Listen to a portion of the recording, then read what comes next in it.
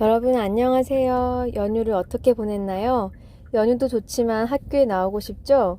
여러분이 졸기도 하고 때론 학교 안 나오고 어디론가 훌쩍 놀러도 가고 싶은 그런 마음이 드는 곳이 학교였는데 이런 상황이 오래 지속되다 보니 오히려 학교 나오고 싶지 않나요?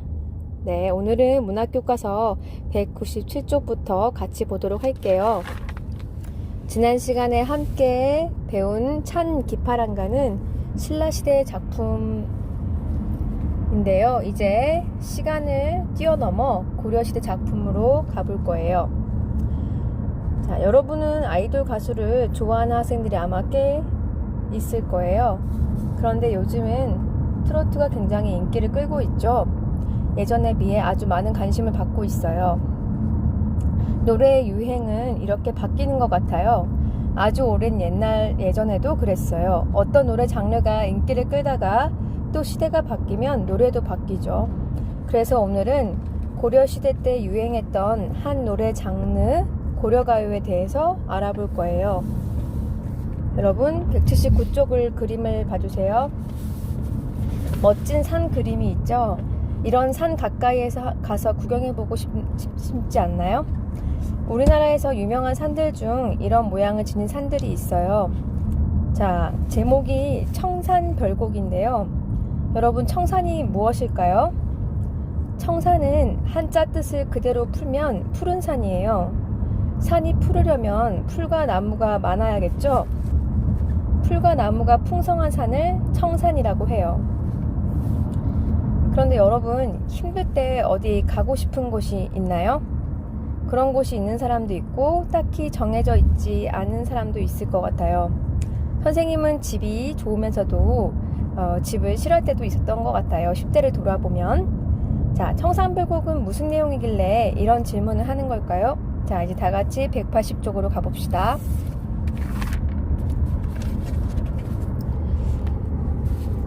네, 먼저 제목을 같이 봅시다. 청산별곡이라고 되어 있죠? 청산은 푸른 산이고 별곡은 무슨 뜻일까요? 자, 별곡이란 선생님이 올려준 자료, 보충 자료 있죠? 거기에 보면 중국에서 전래된 가곡에 대하여 우리의 가요를 지칭하여 쓴 말 또는 중국의 것이나 우리의 것을 막론하고 본래 있었던 원곡에 대하여 별도로 새로이 지은 곡이란 뜻이에요. 자, 우리나라는 강대국의 많은 간섭 속에서 우리의 역사를 지켜온 나라예요. 지금도 다른 나라의 간섭이 없진 않죠. 그런데 우리 역사에서 옆 강대국인 중국의 영향은 매우 막강했어요. 특히 우리나라에는 사대주의가 만연했어요. 사대주의가 무슨 뜻인지 알죠? 사대주의란 주체성이 없이 세력이 강한 나라나 사람을 받들어 섬기는 태도를 뜻해요. 이러한 역사 배경이 있고 우리나라가 중국과 근접했기 때문에 우리는 중국의 영향을 굉장히 많이 받았답니다. 놀라운 점은 중국의 것을 받아들이면서 우리의 독자성을 추구한 것이죠. 별곡의 뜻을 보면 중국에서 전래된 가곡에 대하여 라는 말이 있죠. 그 배경에 대해 방금 설명을 한 거예요. 자, 청산별곡이란 명칭도 중국에서 전해온 노래 제목 중 청산이 있었거나 혹은 원래 청산이라는 작품이 있었는데 새롭게 만들어진 노래여서 그 앞전 것과 앞에 것과 구분하기 위해서 청산이란 제목에 별곡이란 말을 붙인 것일 수도 있어요. 자, 이제 작자를 볼 건데요. 작자가 작자 미상이라고 되어 있죠. 이 청산별곡과 같은 류의 고려가요는 지은이를 대부분 알 수가 없답니다. 누군가가 노래를 불렀고 그게 여러 사람한테 불리면서 나중에 기록으로 남은 것이기 때문에 지은이를 잘 모르는 거예요. 자, 높은 신분의 사람이 아니라 민중에 속한 사람일 가능성이 높을 겁니다. 자, 이제 내용을 보기 전에 먼저 이 작품의 구성이 어떻게 되어 있나 한번 살펴봅시다. 작품이 보면 쭉 이어져 있지 않고 몇 덩어리로 구분이 되어 있는 거 보이죠? 자, 이런 덩어리를 운문문학에선 연이라고 하죠. 그럼 총 몇 개의 연이 있죠? 자, 세어보세요. 하나, 둘, 셋. 네, 5, 6, 7, 8. 자, 총 8개의 연이죠? 총 8개의 연이라고 적으세요. 여백에. 우리가 같이 배운 고전시가 중에 연으로 구성된 첫 작품이네요. 여러분이 좀 더 내용을 같이 보면 알게 되겠지만 이 작품은 각 연이 완벽한 통일성을 이루기보다는 어느 정도 독립적인 느낌을 주기도 하거든요. 옛날에는 이렇듯 한 작품 안에서 각 연이 유기적으로 연결되면서도 독립된 느낌을 주기도 하는 이런 느낌을 받아요. 드라마로 치면 연작이 아니라 시트콤 느낌이라고 해야 할까요? 인물들은 그대로인데 매일 새로운 이야기가 있는 것처럼 그런 느낌을 줘요. 이런 구성을 하는 운문 작품을 또 노래가 많았어요. 이렇게 연이 여러 개로 이루어진 작품을 분연체, 자, 분연체, 연이 여러 개로 이렇게 집합된 그런 작품을 분연체라고 해요. 작품의 형식은 분연체라고 적어주세요. 자, 그러면 일연의 형식을 또 봐볼게요. 자, 살얼이, 살얼이랐다, 청산에, 살얼이랐다. 이렇게 되어 있네요. 이 구절은 유명하죠? 청산별곡을 잘 모르는 사람들도 이 부분을 들어본 적이 있을 거예요. 이 구절엔 이 작품의 형식적 특징을 나타내는 것이 여러 개 있습니다. 자, 먼저 살얼이 살얼이랐다, 청산에 살얼이랐다를 보면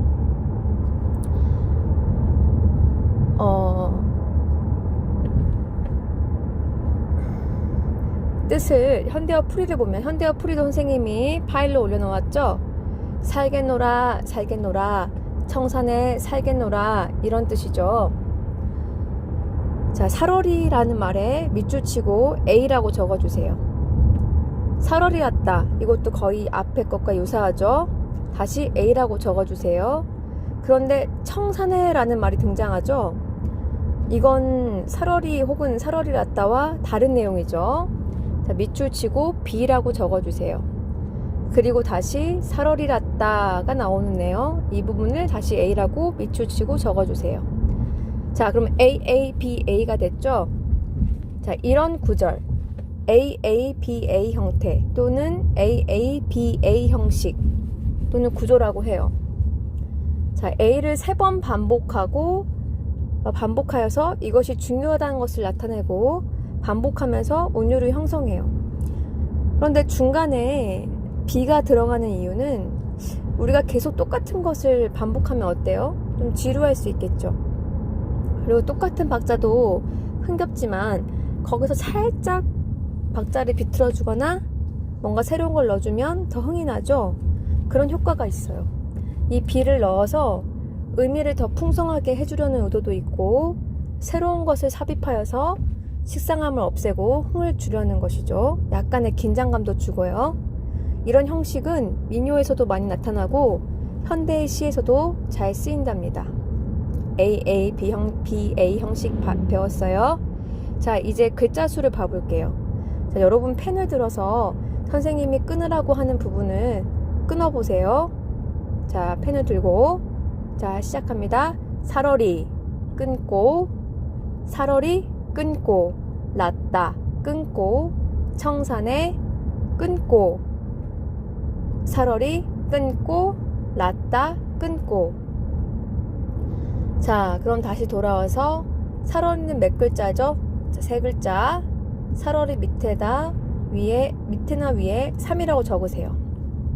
자, 그 다음 살얼이에도 3글자니까 3이라고 적고, 랐다는 2글자니까 2, 청산에는 3, 살얼이는 3, 랐다는 2. 자, 이렇게 적었죠? 자, 그럼 332, 332 이렇게 적힙니다. 지금 우리는 이 시가의 음수율을 알아봤어요. 음수율.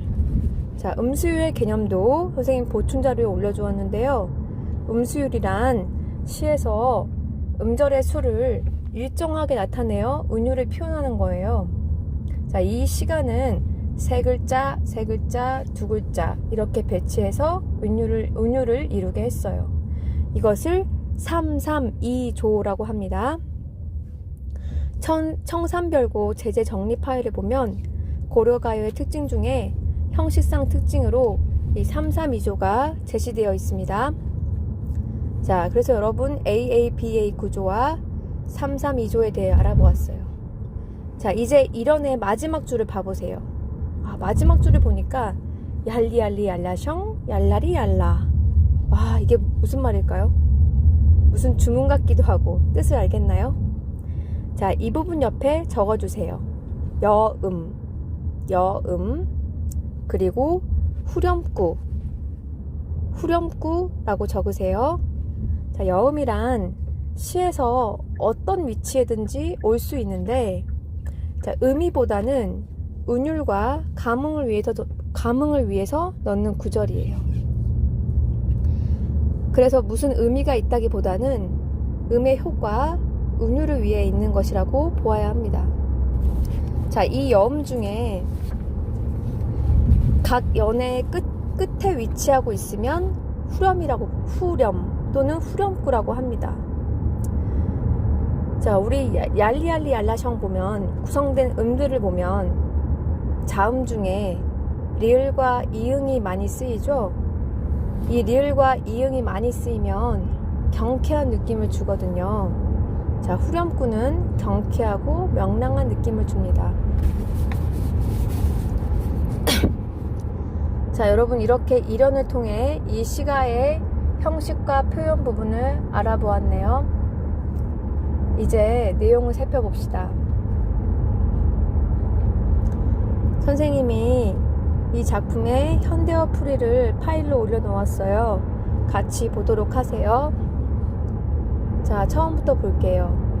살겠노라 살겠노라 청산에 살겠노라 머루랑 다래를 먹고 청산에 살겠노라.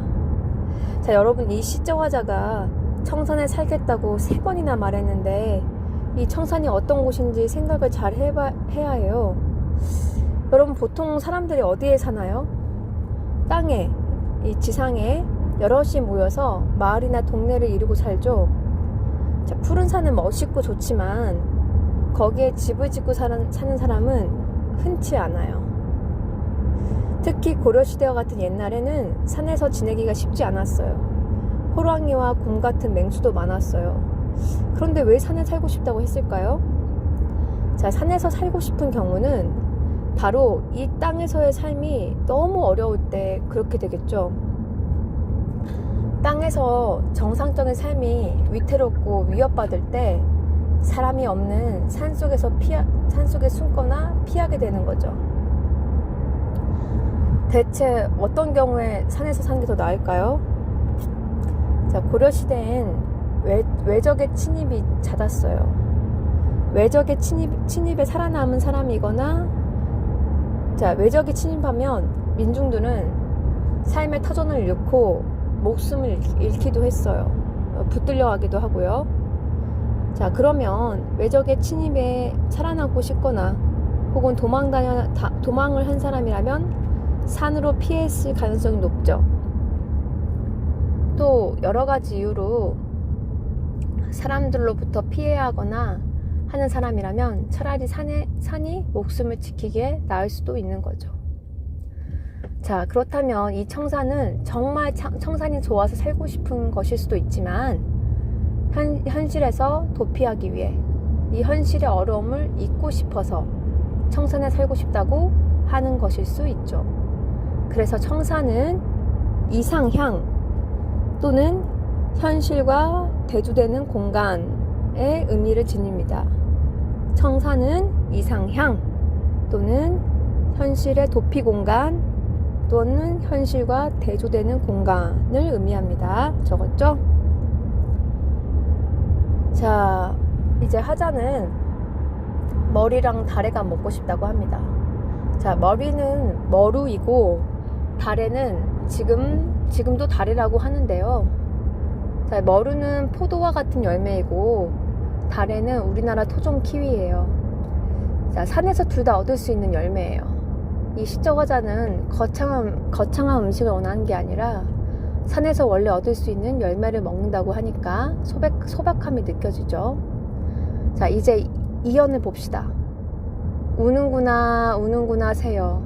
자고 일어나 우는구나 새여. 새한테 말을 걸고 있네요. 자, 널라와인데 리을라와는 뭐뭐보다 라는 비교격의 뜻을 지녀요. 너보다 씨름한. 자, 너보다 씨름이 많은.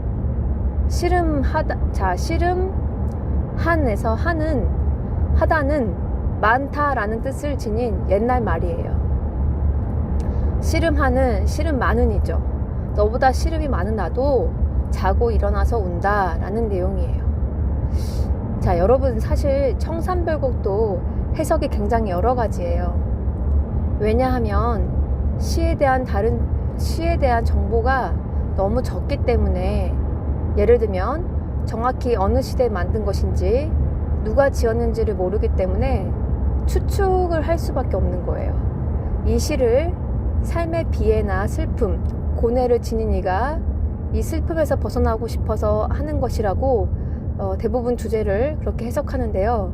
자, 이런 경우에 운다고 하는 것을 말 그대로 삶이 슬프고 힘들어서 우는 것이라고 볼 수 있어요.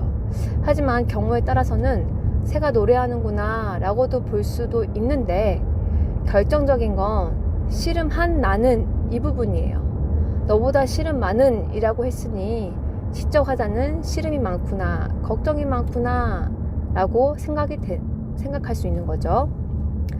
자, 3년은 해석이 정말 난해한 부분이에요. 이 가던 새라는 거 보이죠? 즉, 날아가던 새라고 볼 수 있어요. 자, 이렇게 해석할 수도 있는데, 날아가는 새를 본다 이렇게 말할 수도 있고요. 날아가던 새 보았느냐 라고 질문하는 것으로 해석할 수도 있어요. 왜냐하면 이 본다에서 니은다, 어미 니은다는 예전에 의문형 어미였거든요. 자, 그래서 가던 새 보이느냐 이렇게 해석할 수도 있어요. 자, 여러분, 가장 해석이 분분한 부분은 잉묻은 장글란이에요. 여기 잉묻은 장글란이 무엇인지 해석이 굉장히 많은데, 보통 이끼 묻은 쟁기라고 봐요. 그런데 왜 이끼 묻은 쟁기를 가지고 물 아래 가던 새를 보고 있냐라고 묻거나 말하는 것일까요? 자, 여기서 하나의 주류로 여기는 해석을 제시하면, 쟁기는 밭을 갈 때 쓰는 것이죠. 그런데 흙이 묻어야 하는 부분에, 자, 쟁기는 흙이 묻어 있어야겠죠. 그런데 이끼가 묻어 있는 것은 이 시적 화자가 농부라고 가정을 했을 때 자신이 원래 하던 농사를 계속 이어가지 못하고 이끼가 묻은 쟁기를 바라보고 있을 뿐이어서 안타까움을 줍니다. 자, 이렇게 해석할 경우에는 이 가던 새를 갈던 사례라고 해석할 수도 있어요. 가던 새를 갈던 사례. 자, 사례라는 것은 논밭을 이르는 순 우리말입니다. 그러면 예전에 갈던 밭을 보고 지금 자신은 하지 못하는 그런 현실을 한탄하는 노래로 볼 수도 있어요. 자, 이제 사연입니다. 이리저리 하야 라는 말에 공이란 말이 붙었죠. 이리공 저리공. 자, 이 글자가, 공이란 글자가 껴있는데 이것은 어떤 의미가 있다기보다는 음악성을 살리기 위해서 삽입된 것으로 보는 게 적절합니다. 자, 이리저리 하여 낮은 지냈는데 올 사람도 없고 갈 사람도 없는 밤은 또 어찌할까 라는 말이죠. 자, 오리도 가리도라고 쓰여 있는데 올 사람, 갈 사람이에요. 자, 외롭고 고독한 심정을 표현하고 있죠. 사람들로부터 떠나 있고 자신의 원래의 삶을 유지하지 못하고 홀로서 견디는 그런 시적 화자가 홀로 견디기 어려워하고 있는 모습이죠. 자, 이제 오연으로 가면 어디에 던지던 돌인가, 누구를 맞히려던 돌인가, 미워할 사람도 사랑할 사람도 없이 맞아서 운다 라고 되어 있네요. 자, 자신의 삶의 어려움, 미워할 사람도 사랑할 사람도 없다는 거. 정말 혼자서 외롭게 있다는 느낌을 강하게 주네요. 자, 괴다라는 말은 옛말인데 사랑하다 라는 뜻을 지니고 있어요. 네. 그리고 누구를 마치려던 돌인가 라고 말하고 있죠.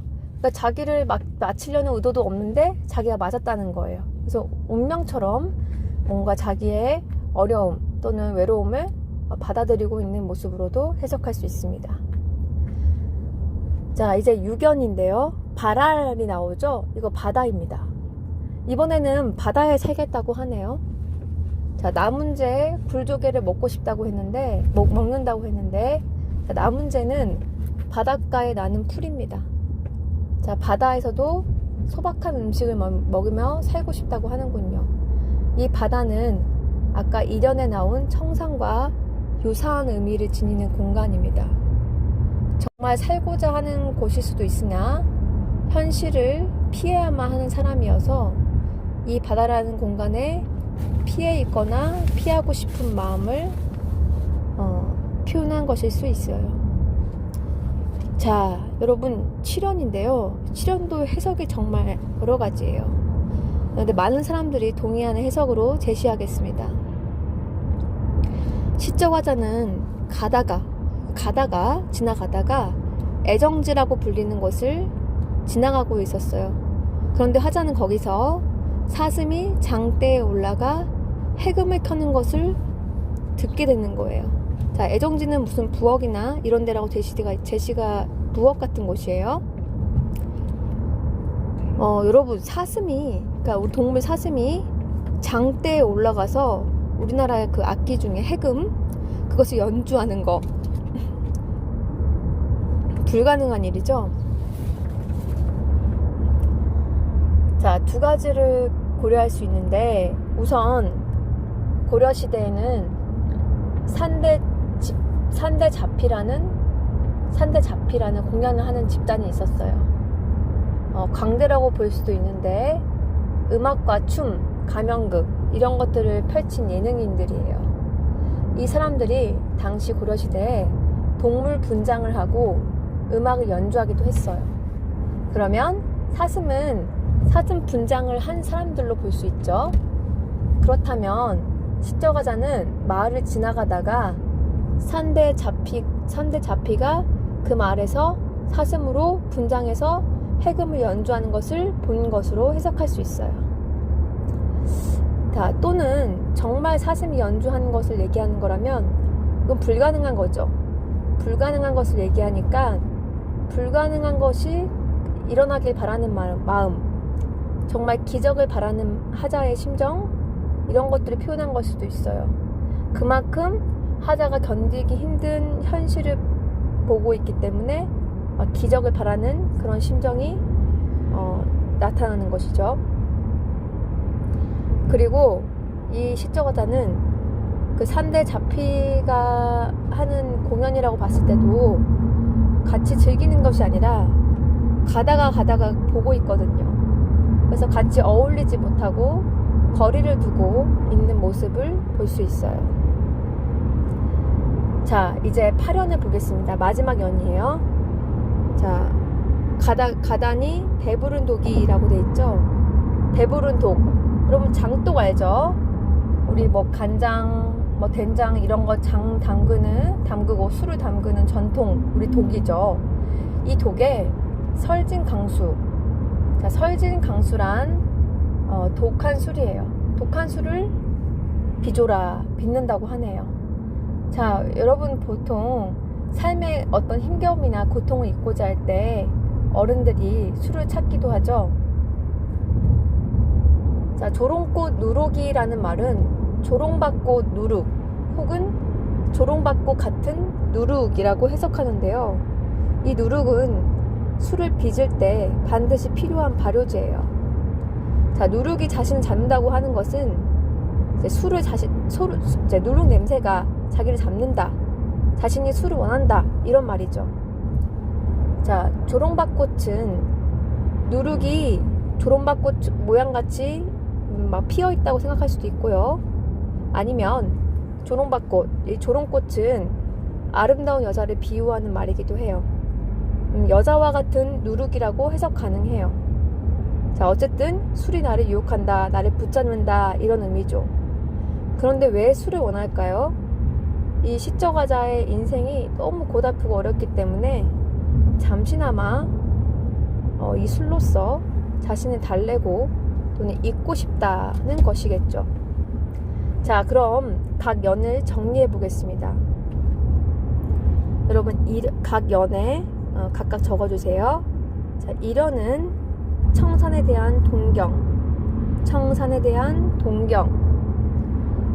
2연은 삶의 비애와 고독, 삶의 비애와 고독.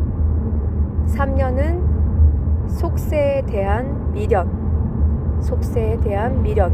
여러분, 속세가 그러니까 원래 자기가 살던 공간, 밭을 갈던 공간, 자기가 원래 삶을 지속하던 공간을 그리워하는 것, 미련, 거기를 하는 모습을 볼 수 있다는 거예요. 4연은 고독과 외로움, 고독과 외로움. 5연은 운명적 고독과 번뇌. 자, 번뇌라는 걱정, 이런 근심, 이런 걸 말하는 것이죠. 운명적 고독과 번뇌. 자, 6연은 바다에 대한 동경, 바다에 대한 동경. 7연은 기적을 소망하는 마음, 기적을 소망하는 마음. 8연은 고뇌의 일시적 해소, 8연은 고뇌의 일시적 해소. 자, 이렇게 정리를 해봅시다. 여러분, 선생님이 적으라고 한 내용과 말한 내용을 교과서에 이제 모두 필기를 하고요. 여러분, 선생님이 하나 더 얘기해주고 싶은 게 여러분, 이게 총 8년으로 되어 있잖아요. 근데 제 1년에 청산이 나오고 6연에 바다가 나오죠. 근데 5연과 6연의 위치를 바꾸면 이 작품이 1연부터 4연까지, 5연부터 6연까지 완벽하게 매치를 이뤄요. 대치를 이뤄요. 그래서 이제 학계에서 또 하는 말 중에 아마 이 노래가 원래는 6연과 5연이, 그러니까 6연이 5연의 자리에 있고 6연이 5연 자리에 있었는데, 그렇게 노래를 불렀는데 세월이 지나서 기록으로 옮길 때는 이 6연과 5연이 바뀌어서 기록된 것은 아닐까라는 그런 의견도 많이 있습니다. 어쨌든 이 작품에서 청산과 바다의 의미, 또한 이 작품의 형식적 특징, 그리고 이 시적 화자의 정서, 여러분, 이런 것들을 잘 알고 있어야 돼요. 여러분, 이 시적 화자는 당시 어떤 고려의 상황을 생각해보면 고려가 외적의 침입, 그러니까 중국 그쪽에 있는 중국에도 되게 다양한 나라들이 있었죠. 근데 뭐 홍건적 이런 그런 침입, 그러니까 외세의 압력, 그다음에 이런 어지러운 나라 분위기에 있다 보니까 뭐 농민들이나 또한 깨어있는 지식인들도 굉장히 힘들었겠죠. 그런 뭐 지식인이나 아니면 농부, 어떤 농민, 그런 사람들이 이 노래를 지었을 것이라고 많이들 추측합니다. 근데 여러분, 선생님이 한 가지 이제 더 말을 하고 마칠게요. 우리 후렴구를 보면 얄리얄리 얄라성 이렇게 되어 있죠. 그래서 선생님이 경쾌한 것이라고 했죠. 노래가 전체적으로 이렇게 슬프고 막 걱정하고 이런 시적화자의 모습인데 막 후렴구는 경쾌하니까 뭔가 따로 놀고 있는 듯한 느낌이 나죠. 자, 이것은 이제 고려인의 정서적인 부분을 좀 생각할 수 있는데요. 고려인들은 대체적으로 굉장히 긍정적이고 낙천적인 그러한 성격을 지녔다고 해요. 자, 그래서 어렵고 힘든 일도 있지만 또 그런 상황을 이렇게 낙천적으로, 또한 잘 웃으면서 해학적으로 그런 모습으로 살았던 고려인들의 모습을 생각해 볼 수 있는데요. 그런 국민의 정서가 이 후렴에도 반영되어 있다고 볼 수 있어요. 얄리얄리 알라정, 굉장히 경쾌하잖아요. 네, 밝은 느낌을 주죠. 그래서 노래 자체 내용은 뭐 어려움을 얘기하고 있지만 후렴 부분에는 이것을 붙여서 또한 밝은 느낌도 같이 주고 있습니다. 자, 오늘 이렇게 해서 여러분 청산별곡에 대해서 우리가 알아보았고, 다음 시간에는 청산별곡의 학습활동을 여러분과 저하고 같이 할게요. 자, 수고했습니다. 여러분 교과서 그 필기한 부분 180쪽, 181쪽을 사진으로 찍어서 카페에 올려주기 바랍니다.